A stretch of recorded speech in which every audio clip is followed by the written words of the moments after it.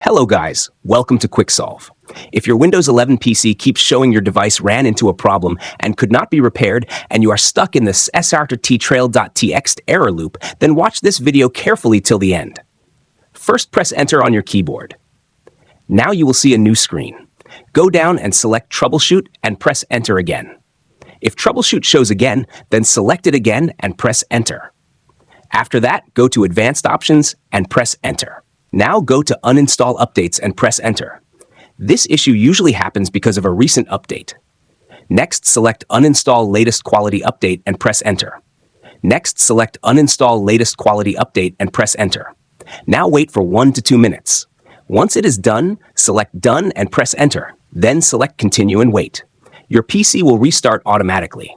If the problem is still not fixed, then go back to Troubleshoot again. Now select Reset this PC and choose Keep My Files. Do not choose Remove Everything. Then select Local Reinstall and wait for the process to start. All your personal files will stay safe. Only apps that you installed manually will be removed.